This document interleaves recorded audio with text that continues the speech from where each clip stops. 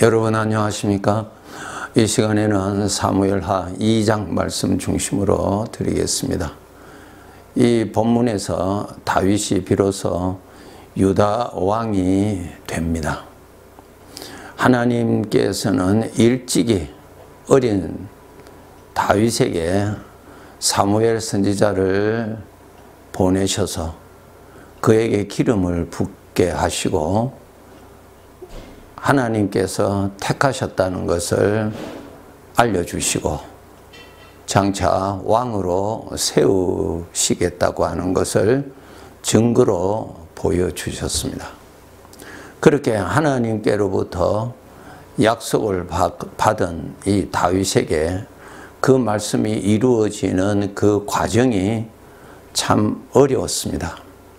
오랜 세월이 지난 후에야 오늘 본문 사무엘하 2장에서 비로소 유다 지파만 이렇게 해서 유다 지파의 왕이 됩니다. 예, 유다 왕이 됩니다. 나중에 7년 반이 지난 후에야 이스라엘과 유다가 합쳐서서 이스라엘이라는 나라의 이제 두 번째 왕이 되게 됩니다. 하나님께서 분명히 다윗에게 하나님의 뜻을 보여주셨고 약속하셨고 기름 부어 주셨는데 그것을 이루어지는 과정이 있었다는 것입니다. 전능하신 하나님께서 바로 세우실 수도 있으신데 왜 그렇게 오랜 시간이 필요로 하는가? 그리고 그 오랜 시간 동안에 다윗에게는 참 어려움이 많았고 큰 어려움 중에서 지나기도 했습니다. 여러분이 잘 아시는 바와 같이 사울 왕이 악한 영의 거짓말에 속아서 다윗을 크게 오해를 하게 되죠. 그 오해로 인하여서 이 사울 왕은 어떻게 하든지 다윗을 죽이려고 했죠. 이러한 위험한 과정이 있었습니다. 이제 비로소 다윗이 왕이 되었습니다. 여기에서 하나님께서 뜻을 정하시고 이루시는 데 있어서 우리 인간적인 측면에서 보면은 많은 시간과 어려움이라고 하는 것이 따른다는 것을 알 수가 있습니다. 가장 대표적인 것이 출애굽의 기록입니다. 하나님의 권세로 이스라엘 백성들이 바로의 권세 아래에서 자유를 받죠. 애굽에서 자유를 받고 하나님께서 친히 모세를 세워서 인도해 내십니다. 어디를 향하여서요? 가나안 땅에 정착시키시고자 하나님께서 일찍이 말씀하신 대로 이루시기 위하여 인도해 나가십니다. 그런데 이 애굽에서 가나안 땅까지 가는 그 거리가 있고 그 과정이 있는데 그 과정이 광야의 길입니다. 이 광야의 길을 지나야 가나안 땅에 들어갈 수 있습니다. 그러나 하나님께서 이 광야를 지나는데 하나님이 인도해 가십니다. 인도해 가시는데 우리 인간적인 측면에서는 너무너무 어렵고 힘들고 불가능한 그러한 과정입니다. 여기에서 우리 사람들은 처음에 출발할 때는 너무너무 감격하고 애굽에서 해방받은 것에 대한 기쁨이 넘치지만은 현실이라고 하는 광야 생활에서 낙심하게 되고 오히려 심지어는 애굽에 사는 것이 더 편하겠다고 하는 엉뚱한 생각을 하게 되고요. 가나안 땅에 대한 꿈은 그냥 산산이 다 부서지는 그러한 일을 다 당합니다. 이러한 환난이라고 하는 광야를 지나게 되어 있습니다. 누구나 출애굽한 모든 이스라엘 백성들이 광야를 지났지요. 예. 우리 모든 하나님의 성도들도 이 광야라고 하는 곳이 있습니다. 이곳을 지나게 되어 있습니다. 그것을 통해서, 그러한 어려움을 통해서 나 자신을 변화시켜 줍니다. 지금까지 여러분 애굽에서 사는 이스라엘 백성들이 어떻게 살았어요? 자기 중심으로 살았잖아요. 이제 구원을 받고 하나님이 인도하시는 가운데 사니까 하나님 중심으로 살아야 되는데, 나 중심으로 살았던 나의 사고방식을 하나님 중심으로 사고방식을 바꾸는 것이 광야 생활입니다. 여기에서 내가 생각하는 것이 바뀌어져야 되는 것입니다. 나 중심으로 생각했던 것을 하나님 중심으로 생각하는 것. 이것이 어려운 것입니다.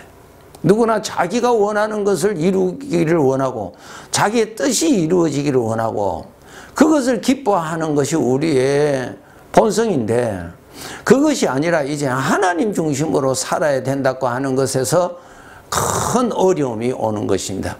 이것이 바로 광야라고 하는 어려움 중에서 나의 생각이 이제 변화되어서 하나님 중심으로 바뀌어지는 것입니다. 이 광야에서 그렇게 나 자신이 변화됩니다.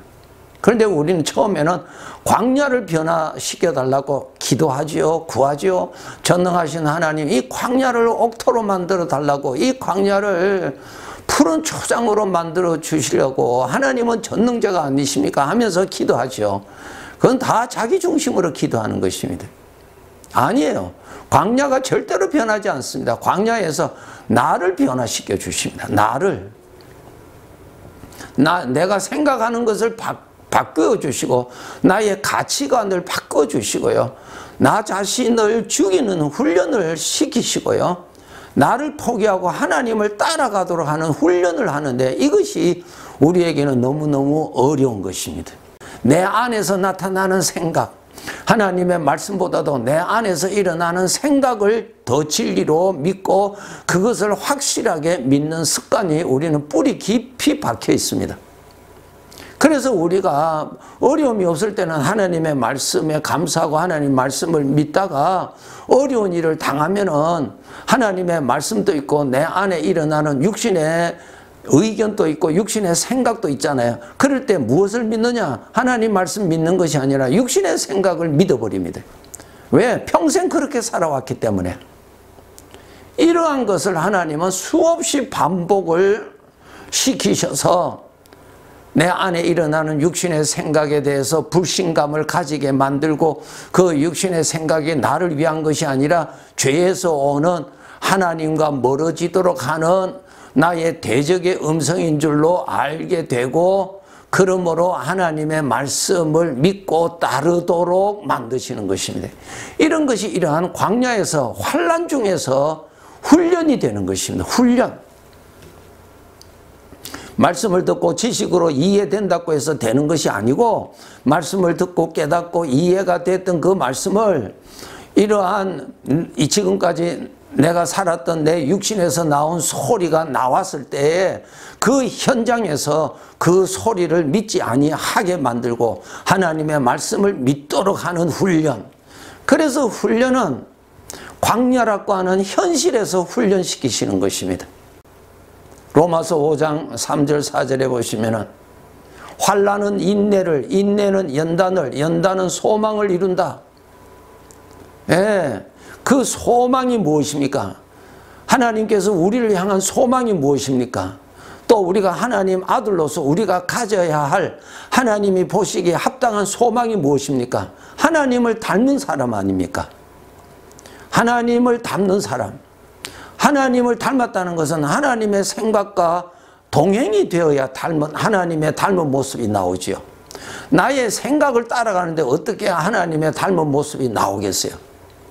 하나님이 내 아버지인데, 아들은 아버지를 닮도록 되어 있는데 닮은 모습이 나오려면 하나님의 말씀을 따라가야, 하나님의 생각을 따라가야 닮은 모습이 나오지, 하나님의 말씀을 내가 많이 알고 있다 할지라도 내 생각에서 일어나는 대로 여전히 내가 산다면 하나님의 닮은 모습이 나올 수가 없지요. 나름대로 착하다, 나름대로 좋은 일 했다, 그런 것은 뭐 나름대로 말을 할 수 있지만 아버지의 닮은 모습이 나오지를 않잖아요. 지금까지 내 생각, 내 안에 일어나는 생각을 따라서 살았잖아요. 그것은 하나님 아버지의 닮은 모습이 전혀 아니지요. 전혀 아니죠. 아주 중요한 말씀이 이제 하나 더 드리겠습니다. 여러분, 이러한 광야에서 이러한 믿음을 가지기 위해서는 누구의 도움이 절대로 필요합니까? 하나님의 도움이 필요합니다. 애굽에서 나온 구원받은 자들이 광야로 들어가서 사는데 자기들의 힘으로는 이길 수가 없지요. 광야에서 먹을 것이 있습니까? 마실 것이 있습니까? 안전한 곳이 있습니까? 쉴만한 곳이 있습니까? 없는 곳이죠. 아주 두려운 곳이에요. 먼저 우리에게 절대로 필요한 먹을 양식이 없는 곳입니다. 마실 물이 없는 곳입니다. 길이 없는 곳입니다. 그러한 곳에서 사는데 하나님의 전적 도움이 계셨다는 것입니다. 여러분, 출발하자마자 구름 기둥과 불 기둥이 함께 하셨죠. 하나님이 항상 함께 하십니다. 애굽에서 구원하신 하나님은 광야의 길에 있는 우리들의 항상 함께 계십니다. 밤에도 함께 계셨습니다. 불기둥으로 보여주셨잖아요. 내가 너와 함께 있다고. 그리고 아침마다 일어나면 먹을 양식을 하나님께서 늘 주셨어요. 광야 생활 마칠 때까지 늘 주셨어요. 요단강을 건널 때까지 먹을 것을 매일매일 하나님께서 주셨어요. 이것이 무엇입니까? 비록 우리가 광야라고 하는 큰 어려움에 있을지라도 철저하게 하나님의 보호 속에서 하나님의 은혜가 전제하에서 내가 지나고 있다고 하는 확실한 증거입니다. 그런데 내 육신에서는 무슨 소리 합니까? 먹을 것이 어디 있느냐고, 여기서 굶어 죽겠다고, 애굽에서 사는 것이 더 좋겠다고 이렇게 말하죠. 그럴 때 그 소리를 듣지 말고 그것을 믿지 말고 그때에 하나님을 믿고 하나님의 약속을 믿고 하는 훈련을 하셔야 돼요. 그 훈련. 광야길이라는 것은 나를 훈련시키기 위해서 있는 것입니다. 육신을 따르던 나를 이제는 육신을 따르지 않고 하나님을 따를 수 있는 사람으로 훈련시키기 위해서 광야가 필수적인 코스라고 하는 것입니다. 저들에게 마실 물이 없었어요. 아무리 찾아도 물이 없었어요. 저들은 낙심하게 하는 육신의 소리가 솟아나죠. 그런데 하나님께서 물을 내어주셨잖아요. 전능하신 하나님께서 물을 주셨어요. 광야 생활 40년 동안 저들이 먹지를 못해서 배고파서 죽은 자 아무도 없었고 마실 물이 없어서 굶주려서 목말라서 죽은 자가 한 사람도 없었어요. 오늘도 똑같습니다. 우리 전능하신 하나님께서 여러분 예수 그리스도로 인하여서 구원받았다고 여러분이 확신하다면 현실의 광야에서 하나님의 철저한 보호와 하나님이 철저하게 함께 하시고 하나님께서 철저한 계획 안에서 인도하고 계시다는 것을 믿으셔야 합니다. 그러기 위해서 그러한 믿음을 가지기 위해서 기도가 필요합니다. 꼭 하나님을 가까이 하세요. 늘. 그래서 하나님께서 저들에게 성막을 주셔서 성막 중심으로 살도록 했습니다. 하나님 가까이 있도록 늘 하나님 기도하셔야 됩니다. 광야의 길을 만나시면 여러분 꼭 말씀과 기도가 있어야 지나갈 수 있습니다. 왜 그런 줄 아세요? 기도와 말씀으로 하나님이 만나를 주시고 마실 물을 주시고 구름 기둥과 불 기둥으로 함께 하시는 것을 누릴 수가 있기 때문에 그러한 것입니다. 반드시 그렇게 하셔야 됩니다. 기도하시면서 광야를 지나셔야 됩니다. 하나님의 말씀을 읽으면서 하나님의 말씀을 묵상하면서 광야의 길을 지나셔야 됩니다. 하나님께서 인도해 가십니다. 인도해 가십니다. 하나님을 믿는 믿음이 광야에서 생기는 것입니다. 네. 겉으로 보기에는 광야는 나를 불행케 하기 위하여 있는 것 같지만 아닙니다. 나 중심으로 살았던 죄성으로 살았던 나를 거룩하신 아버지 중심으로 살도록 바꾸시는 연단하는 과정이에요. 우리는 이제 하나님의 아들이라는 신분을 받았는데 속은 그대로 죄인과 똑같잖아요. 내 중심으로 살고 육신으로 살잖아요. 이제는 그 속을 바꿔주셔야 되잖아요. 하나님께서.